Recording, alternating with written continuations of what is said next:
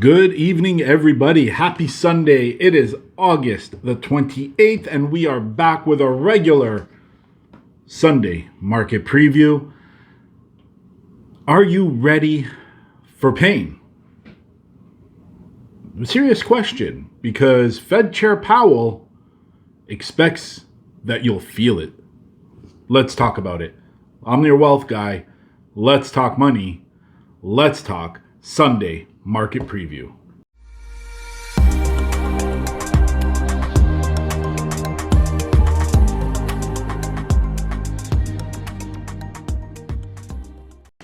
All right, everybody. So thank you for tuning back into the channel. I know it's been a couple of weeks since I've had the chance to record, but it is the summertime.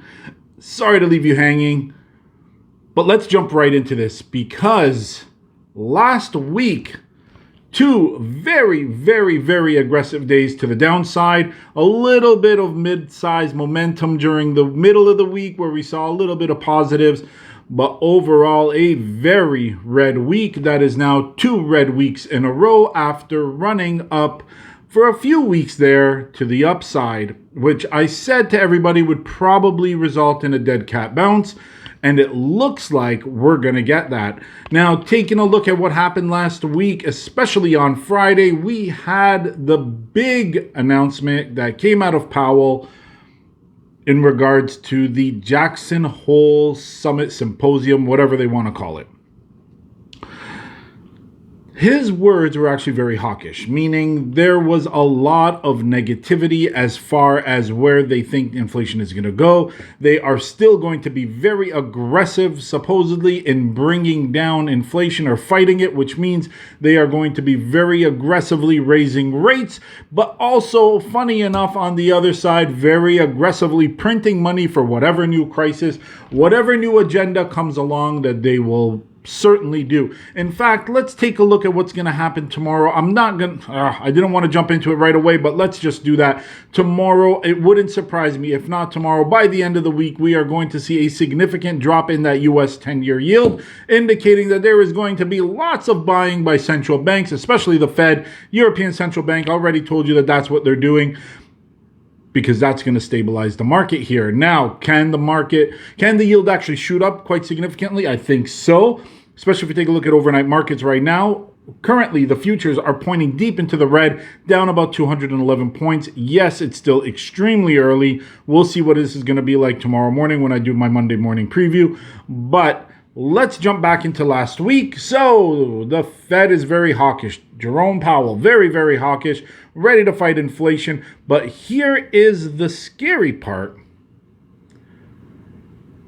With his increased rates and his hawkish views, he anticipates, as we go into a recession here, keeping in mind that they did change the definition of recession from 2 quarters to now 3 quarters of negative GDP. We'll just stick with the original definition since that is truly what a recession is, which is 2 quarters. We are raising rates into a recession. Doesn't happen. It absolutely does not happen. But here's what Powell had to say about it, because we will experience a sustained period of below trend growth that will lead to pain for households and businesses. This is a direct attack on the middle class, because I'll tell you right now, the upper class, although yes, will feel some impact of the pain, will not feel the brunt of this force. The businesses, the vast majority of the large businesses will receive government grants, aka federal payouts or printing, for the lack of a better word. It will be printing. Just look what they did to the semiconductor industry not 2 weeks ago. Millions, hundreds of millions of dollars were printed to save the semiconductor, or at least stimulate a new non-dependent semiconductor industry in the United States. Will it do anything? Probably not. But you can anticipate that other major corporations like Nvidia will receive the same treatment, government grants, money printing. It'll be the average Joe that will experience the pain. The smaller businesses, the local shops, the smaller economies, not the global grand economies. And I don't mean government economies, I mean business and corporate economies. I mean, if we take a look, even what COVID did to the small business and the small business owners and the middle class who will never recover from the COVID lockdowns, we will see it once again, not in the form of lockdowns, but in the form of pain due to economic slowdown. Now remember, this was transitory. All this inflation stuff was transitory, supposedly. Told you it wasn't, but they told you it was. Looking forward, they're going to tell us that inflation is starting to come down, and it's really primarily because of crude. Crude has come down quite significantly. Energy in general has come down, although we did see a little bit of a spike recently, especially actually in uranium. We did see uranium jump very, very significantly as Japan has stated they will start to increase the amount or bring their 7 reactors back online, which is a very significant indicator to the uranium and nuclear energy market that we will see a very significant move in uranium here. But energy has come down quite significantly. As you know, if you take a look at the pumps, they've come down quite significantly in crude and gasoline. And so inflation seemed to have reached a top.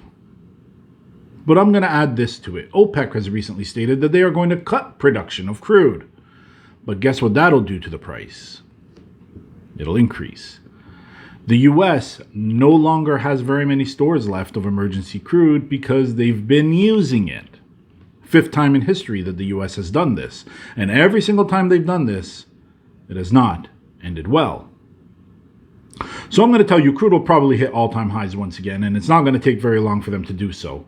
I think precious metals, particularly gold, is going to slip a little bit further here because governments, as well as fear investors, will flock to the US dollar for the short term, but that'll eventually feel the pain as well. So where do we go from here? Prepare for the recession. Prepare for a little bit of negativity. I anticipate for at least the first day. Tomorrow, we will see some negative. We'll see if volatility kicks to the upside and see some purchases here and some momentum shifting. And if we do, you'll notice it first in the 10-year yield, as the 10-year yield will start to drop. If the 10-year yield starts to drop, especially aggressively, you can anticipate that that is a Fed reacting, Fed reactions to the market, purchasing, pushing money out into the market, helping sustain and maintain stability in the debt market and therefore the equity market, since it's just a derivative of the debt market. If we do not see that and the yields start to go up, remember, we're always going to be looking for that spike. You can anticipate the markets to continue to fall. Many analysts have been calling it from the beginning of this correction, even before the dead cat bounce that we saw more recently, have been saying that this is not the end of the downside. You can anticipate at least another 30 to 40%.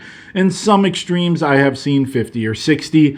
I am not going to say that far. I will probably say that you can at least anticipate somewhere around a 30% drop from here. Now, will that happen overnight? No. But I do think you need to prepare your portfolios accordingly.